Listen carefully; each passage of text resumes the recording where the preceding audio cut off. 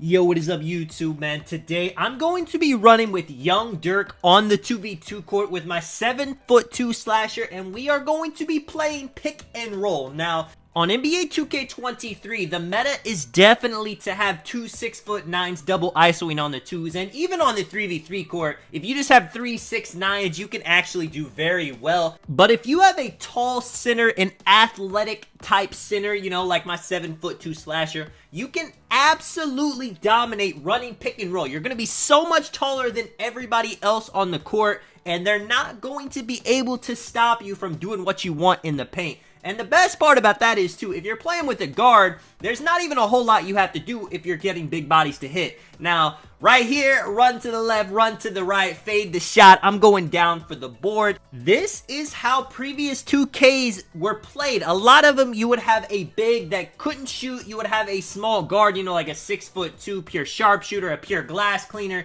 You had double archetypes where people would still run rebounding athletics. I get a nice backdoor lob right there. It's just not something that people really do anymore. You don't really have to run pick and roll as much when everybody on the court has a build that can do everything. Back in the day, you know, I don't want to sound too old, but back in the old 2Ks, it was a lot harder to play defense on a build if you wanted to be able to dribble, shoot, dunk, everything. Usually had to give up something, usually had to be small to be able to do that effectively. But right here, Dirk is on a taller build. He's not on a 6'1" play shot. He is on a taller ISO type build, you would think, but he is playing pick and roll. They're giving him way too much attention, so I'm able to get another backdoor lob right there. I mean, there is a lot to say. I mean, look, the big is trying to step up. Dirk definitely could have faded that, but I'm just resetting him. We got 24 seconds. No need to rush at all. And you see right here, he ends up taking a shot. The 6'9" ends up getting a contest. We end up missing it. Now we got to play defense, and this could be a disadvantage if you are playing on the taller pick and roll center that I'm talking about. It's going to be a lot harder to guard these 6'9" ISO builds, but not impossible. And if you're a confident defender, if you're not worried about getting ISO'd, if you actually want them to try to ISO you, you can actually be very effective. It's going to be scary to somebody if they think that they're just going to run right past you, get easy threes, and you are clamping them up. It's going to make them nervous in front of their teammate. The teammate is obviously going to be thinking it should be easy right there. He does a step back, and he makes my job easy for me. Nobody's shooting 100% from the field, so even if I don't play great defense, which I don't right there, I still get a stop. And check this out, man. I end up getting a contact lob on him right there. He is too small. If you guys didn't make it this far in the video, and I got a stage gameplay after this one, put pick and roll in the comments. Let me know if you guys enjoy watching something like this. Something you're not going to see that often. Dirk with a nice shot right there. I mean, it just feels like beautiful basketball whenever I set a big body. He goes to a wide open fade and he greens it. It feels good whenever I slip at the right time and I get a lob. I mean, right here, the big has no choice but to start playing back a little bit. They get slightly confused. You know, they don't know if they're playing sides or whatnot.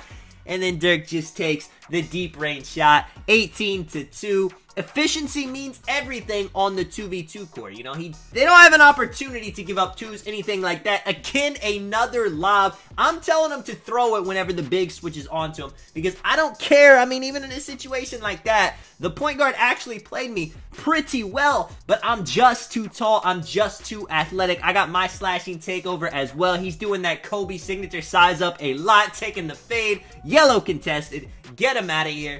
I'm not even having to go to the post. I'm not having to do too much. I think I got all of my buckets on lob catches, you know? And this video right here is strictly about pick and roll. But if you can have a pick and roll game that you don't have to do all the time, like me and Dirk, he could ISO, I could spot up, I could go to the post, he could spot up, we could do some pick and pops. There's so many options we have on offense, and we're beating people with just one of them, which is the pick and roll right here. We are in the stage, and these guys are actually running some pick and roll themselves. Something pretty crazy I was not expecting to see. I'm playing a little bit high, trying to get the interception, cutting the big man off, though. He wants nothing to do with having to go up contested in the paint. You see, he's got the layup meter on. That does work very well as a big with high close shot if you can time it well, but if you're not going to time it well, And, you know, he got blocked right there. Not a whole lot you can do about that. But if you're not going to time it well, there's no point in having it on. We're going to our pick and roll game now. You see the big just playing back. Dirk with the fade.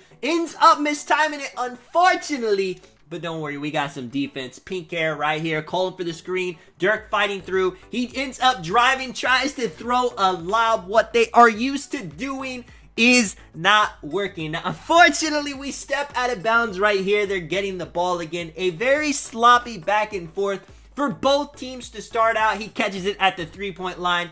Ends up getting a nice three-pointer right there. No better way to get the momentum back than getting a wide open catch and shoot shot.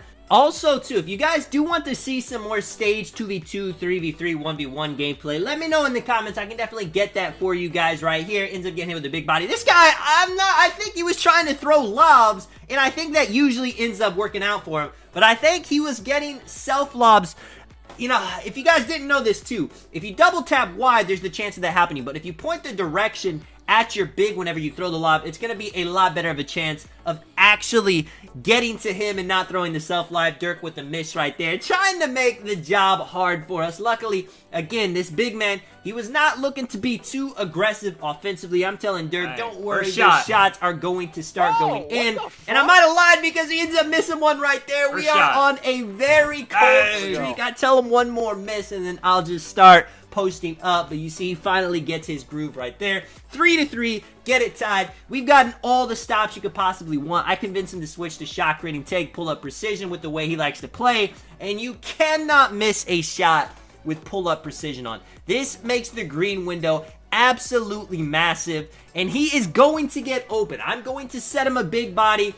If they're going to have to double team him, if they're double teaming him on the twos, that means I'm going to be down in the paint like that, box him out, get the board, 90 standing dunk, going up ferociously with the fast twitch. There is nothing he can do to stop that. Even if he was in front of me, it was going to knock him out of the way. Right here, this is very interesting. We end up getting the switch. I'm telling him he can shoot or he can down me. It doesn't matter because if I'm down there with the guard, I'm going to get the board. I'm going to be able to go up for an easy offensive rebound in that situation. If the big tries to step back down, he's going to be wide open. It's going to be a shot. We got the formula down. Pick and roll is such a tough thing to defend. Now, you may be saying, what if they're just two 6'9"s? They can just switch everything. A 6'9" is not going to be able to guard me. Plus, with sides, I would get easy slips. You got to be a really elite defender to actually be able to stop the big playing sides properly right here. Again, Dirk loves that Kobe move, going for the fade. I've gotten so many offensive rebounds, so many putback dunks. I mean, that is nearly a contact. You see,